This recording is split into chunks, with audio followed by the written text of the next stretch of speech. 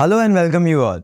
So recently, Budget 2024 जब launch हुआ, all of us had a confusion about taxation policies on unlisted shares. Let's break it down for you that how taxation on unlisted shares would be executed in just 60 seconds. So first, the holding period matters. Long term, which would be over 24 months, and short term will be under 24 months. So now the tax rate. Long term gains hold a taxation rate of 12.5% without indexation, and second would be short term gains. So they are taxed as per your income slab while filing your ITR. So in case of ITR, you need to use ITR 2 or ITR 3 and report short-term gains in Schedule CG.A5 and reporting long-term gains in Schedule CG.B9. Now, pro tips that you need to keep in your mind. Losses can only offset against capital gains. Long-term losses can be offset only against long-term gains. So for short-term losses, they are offsetted against both long-term and short-term gains. Lastly, if unlisted shares get listed, then tax rates